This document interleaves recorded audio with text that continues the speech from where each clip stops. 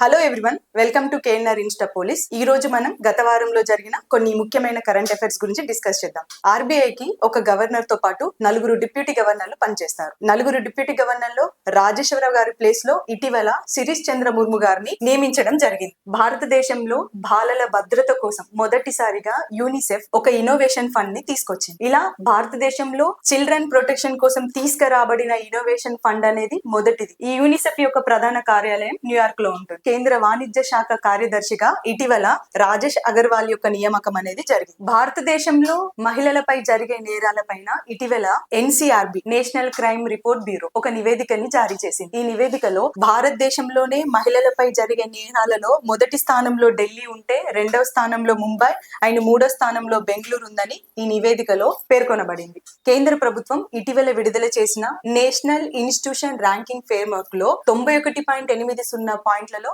దేశంలోనే అత్యుత్తమ వైద్య విద్యా సంస్థగా ఢిల్లీ ఎయిమ్స్ నిలిచిందని చెప్పేసి ఈ నివేదికలో పేర్కొనబడింది. అయితే ఇటీవల భారతదేశంలో 20 సంవత్సరాల తర్వాత ఏకైక అగ్నిపర్వతమైన మడ్ ఓల్కానో అండమాన్ నికోబార్ ఐలాండ్ లోని బరటాంగ్ దీవిలో విస్ఫోటనం చెందింది. భారతదేశంలో ఇటీవల రాజస్థాన్ అండ్ మధ్యప్రదేశ్ రాష్ట్రాలలో కోల్డ్ రిఫ్ అనే దగ్గుమందు కారణంగా దాదాపుగా 14 మంది బాలలు మరణించారు. దీంతో తెలంగాణ ప్రభుత్వం ఈ కోల్డ్ రిఫ్ అనే దగ్గుమందు పైన నిషేధం విధించింది. భారతదేశంలో 1000 ప్రభుత్వ ఐటీఐలని అప్గ్రేడ్ చేసే ఉద్దేశంతో కేంద్ర ప్రభుత్వం 60,000 కోట్లతో అక్టోబర్ 4న మన నరేంద్ర మోడీ గారు పిఎం సేతు పథకాన్ని ప్రారంభించారు. సూర్యుడు ఉదయించే ల్యాండ్ ఆఫ్ రైజింగ్ సన్ గా పేరున్న జపాన్ దేశానికి తొలిసారిగా ఒక మహిళ సనైత కచి బాధ్యతలు చేపట్టనున్నారు. భారతదేశానికి దాయాది దేశమైన పాకిస్తాన్ లోని ఓస్ని అనే పట్టణంలో అమెరికా ఓస్ని అనే ఓడరేవ్ ను నిర్మించనుంది. Highest legal officer in India, లేదంటే భారతదేశంలోనే అత్యున్నత న్యాయాధికారిగా పేరున్న వ్యక్తి